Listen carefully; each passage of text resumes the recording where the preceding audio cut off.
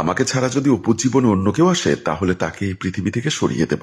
এই বেয়াদব মেয়ে, তুমি কি জানো কার সামনে দাঁড়িয়ে তুমি কথা বলছো? দেখুন, আপনি যেই হন না কেন সেটা আমার দেখার বিষয় না। অপুকে বিষয়টা জানানোর দরকার, তাই আমি আপনাকে জানিয়ে যাচ্ছি। আপনি অপু বাসে আসলে ঠিকঠাক মতো আমার ইনফরমেশনটা তাকে জানিয়ে দিবেন। আমি অপুর মা। ইমা বেগমের মুখে এমন কথা শুনে প্রিয়া কিছুটা হতভম্ব হয়ে পড়ল। সরি মা, আমার মাথা খুব গরম ছিল, তাই কি থেকে কি বলে ফেলেছি। এই মেয়ে, তুমি আমাকে মা ডাকছো কেন? তাহলে কি ডাকবো মা?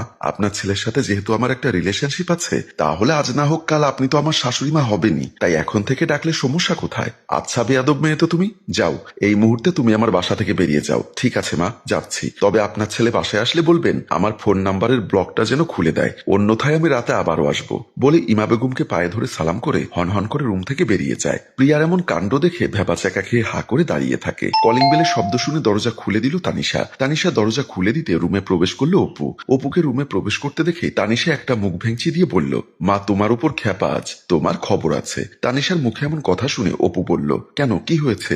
আমি আবার কি করলাম? বাহিরে আকাম কুকাম করে ঘুরে বেড়াও আর এখন সাধু সাজবার চেষ্টা করছো? অপু একটু বিরক্ত হয়ে বলল, এই তোকে এত পাকনামি করতে কে বলেছে? এত ঘুরিয়ে পেঁচিয়ে কথা না বলে কি হয়েছে সেটা সরাসরি বল। আজ দুপুরে বাড়িতে একটা পাগল মেয়ে এসেছিল। মেয়েটা মায়ের সাথে অনেক উল্টাপাল্টা কথা বলেছে। একটা পাগল মেয়ে বাসায় এসে উল্টাপাল্টা কথা বলেছে। এখানে আমার দোষটা কোথায়? এমন ভাবে কথা বলছো এখন মনে হচ্ছে তুমি ভাজা মাছটা উল্টে খেতে পারো না। মেয়েটা মাকে বলে গেছে তুমি যেন তার নাম্বারের ব্লকটা খুলে দাও, আর তা না হলে সে রাতে আবার আসবে। তানিশার মুখে এমন কথা শুনে অপু চমকে ওঠে। মুহূর্তের মধ্যেই অপু বুঝতে পেরেছে আজ বাসায় কে এসেছিল। এই মেয়েটা যখন বাসা অব্দি পর্যন্ত চলে এসেছে তাহলে এখানে একটা অঘটন ঘটিয়ে ছাড়বে। অপুকে এমন নিশ্চুপ দাঁড়িয়ে থাকতে দেখে তানিশা আবারও বলল, কি হলো এখন চুপ করে দাঁড়িয়ে আছো যে? অপু নিজেকে স্থির করে বলল, এখন মা কোথায়? রুমে আছে, তোমার জন্য অপেক্ষা করছে। আমি যে বাসায় এসেছি মাকে বলিস না। এই নে আগের 50 আর আজকের 50, মোট 100। বলে অপু পকেট থেকে একটা 100 টাকার নোট বের করে তা তানিশার হাতে দিয়ে তার রুমের দিকে চলে যায়। প্রিয়া বেডরুমে শুয়ে আছে। এমন সময় মোমিন খান প্রিয়ার পাশে বসে মাথায় হাত দিয়ে বলল, আয় মা, ভাত খেয়ে নে। এভাবে না খেয়ে আর কতক্ষণ থাকবি? প্রিয়া শোয়া থেকে উঠে বসে বলল, না বাবা, আমি ভাত খাবো না। যতক্ষণ পর্যন্ত ব্লক লিস্ট থেকে আমার নাম্বারটা খুলবে না ততক্ষণ পর্যন্ত আমি ভাত খাবো না। প্রিয়ার মুখে মোমিন খান এমন কথা শুনে বলল, অপু তোর নাম্বার ব্লক করে রেখেছে বলে তুই এভাবে নিজেকে কষ্ট দিতে পারিস না। আয়, বুয়া ডিম ভাজি করে রেখে গেছে, একটু খেয়ে নে। বাবা, অপু আমার সাথে এক মুহূর্ত কথা না বলে থাকতে পারে না, আর সে কিনা আমার নাম্বারটা ব্লক করে রেখেছে। বলেই প্রিয়া কান্না করতে লাগলো। প্রিয়াকে কান্না করতে দেখে মোমিন খানের মুখটা মলিন হয়ে গেল।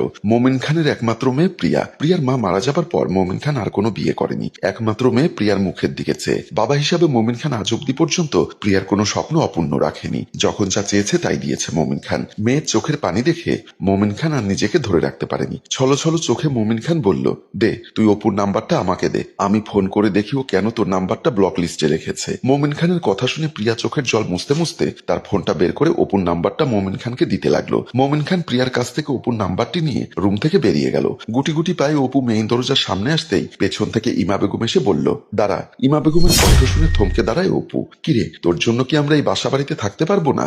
অপু আমতা আমতা করে কিছু একটা বলতে যাবে ইমা বেগম অপুকে থামিয়ে দিয়ে বলল, এভাবে আর কতদিন চলবে বল? আর কত মেয়ের জীবন নষ্ট করবি তুই? মা, কি হয়েছে সেটা তো আগে বলবে। গতকাল বাসায় যে মেয়েটা এসেছে ওই মেয়েটার বাসা কোথায় বল। মা, আসলে মেয়েটার বাসা কোথায় তা তো জানি না। তুই যদি মেয়ের বাসার ঠিকানা না জানিস তাহলে সেই মেয়েটা আমাদের বাসার ঠিকানা কি করে পেল?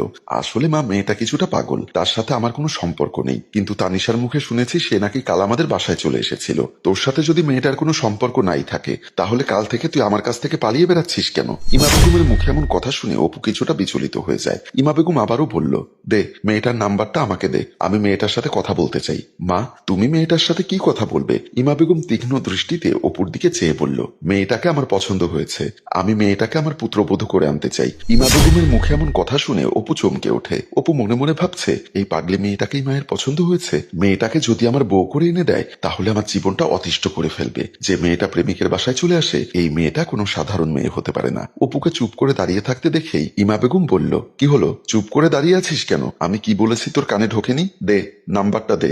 বলে ইমা বেগমের ফোনটি অপর দিকে বাড়িয়ে দেয়। অপু ইমা বেগমের হাত থেকে ফোনটি নিয়ে নাম্বারটি তুলে দিতে লাগলো। একটা রেস্টুরেন্টে বসে আছে বাবু আর প্রিয়া। বাবু বিরক্ত হয়ে প্রিয়াকে বলল, এই তোরা দুটি মানুষ চাইছিসটা কি বলতো শুনি? প্রিয়া অবাক হয়ে বলল, কেন কি হয়েছে? একবার অপুর মা ফোন দিয়ে তোর বায়োডাটা নিল, আর একবার ফোন দেয় তোর বাবা। বাবুর কথা শুনে হাসতে হাসতে বলল, তাই নাকি? তো তুই আমার সম্পর্কে অপুর মাকে কি কি জানিয়েছিস বলতো শুনি? তুই হাসছিস? জানিস না আমি অপুর মাকে কতটা ভয় পাই, আর তুই বলছিস বায়োপিক জানাবো? বাবুর এমন কথা শুনে প্রিয়া আবারও হাসলো। প্রিয়ার মুখে এমন হাসি দেখে বাবু বিরক্ত বিরক্ত হয়ে বলল, আর তোর বাবা তো আর একটা খাটাস, আমাকে ফোন দিয়ে কি দৌড়ানিটাই না দিয়েছে জানিস। প্রিয়া হাসতে হাসতে বলল, বন্ধু বান্ধবের জন্য এরকম দৌড়ানি খেতে হয়। দেখ প্রিয়া, এই যে কদিন অনেক দৌড়ানি খাইয়েছিস, পেট ভরেনি, এখন রেস্টুরেন্টে এসেছি, যেমন দৌড়ানি খাইয়েছিস ঠিক তেমনি পেট পুরে এখন কিছু খাওয়া, তোর যা খেতে মন চাচ্ছে তুই খা, টাকা যাবে তোর বন্ধু অপুর, তোরা মেয়েরা পারিসও বটে, আজ অব্দি কোনোদিন শুনলাম না তোর কাছে টাকা আছে, কি খাবি অর্ডার দে, আমি বিল পে করব। বাবুর কথা শুনে একটা হাসি দিয়ে বলল, আচ্ছা ঠিক আছে, তুই আমাদের জন্য অনেক কষ্ট করেছিস, তুই যা খেতে চাস তা অর্ডার কর, আজ আমি মোমিন খানের ক্রেডিট কার্ড থেকে বিল দিব, বলে হাহা করে হাসতে লাগলো বাবু আর প্রিয়া। ড্রয়িং রুমে বসে আছে মোমিন খান আর ইমা বেগম। ভাইজান, আমার ছেলের কাছ থেকে আপনার মেয়ের নাম্বারটা নিয়ে আপনার সাথে যোগাযোগ করতে পেরেছি। মোমিন খান বলল, জি আপা, বুঝতে পেরেছি, আমিও অনেক কষ্ট করে আপনার সাথে যোগাযোগ করেছি। এমন সময় ইমা বেগম বলল, যাই হোক ভাইজান, আমি বেশি কথা বলতে পছন্দ করি না, আমার ছেলে অপু আপনার মেয়েকে পছন্দ করে, তার থেকেও বড় কথা আপনার মেয়েকে আমার পছন্দ হয়েছে। ইমা বেগমের মুখে এমন কথা শুনে মোমিন খানের মুখটা আনন্দে ঝলমলিয়ে ওঠে। মোমিন খান মনে মনে আল্লাহকে ধন্যবাদ জানিয়ে বলল, বেয়ান সাহেবা, না মানে আপা, মোমিন সাহেবকে এমন আমতা আমতা করতে দেখে ইমা বেগম একটা মুচকি হাসি দিয়ে বলল, আপনার মেয়েকে যদি আমার ছেলের হাতে তুলে দিতে রাজি থাকেন তাহলে আমাকে বেয়ান সাহেবা ডাকতে আমার কোনো আপত্তি নেই বিয়াই। না মানে আমি সেটাই বলছিলাম, যেহেতু আপনি আর আমি রাজি আছি তাহলে আর কোনো সমস্যা নেই, কিন্তু আপনার ছেলে তো আমার মেয়ের নাম্বার ব্লক করে রেখেছে। বেয়াই সাহেব, এই নিয়ে আপনি কোনো চিন্তা করবেন না, ওর বাবাও দিনে 10 বার আমার নাম্বার ব্লক করে দেয়। ইমা বেগমের মুখে এমন কথা শুনে মোমিন খান হাহা করে হাসতে হাসতে বলল, বেয়ান সাহেবা, আপনি খুব মজার মানুষ, কিন্তু আপনাকে দেখলে তা বোঝা যায় না। খোলা ছাদের নিচে দাঁড়িয়ে আছে অপু আর প্রিয়া। অপু বলল, তাহলে অবশেষে আমরা সাকসেস। প্রিয়া একটা হাসি দিয়ে বলল, সাকসেস না হওয়ার কি কোনো উপায় আছে? কত রিস্ক নিয়ে অভিনয় করতে হয়েছে আমার, বুঝতে হবে।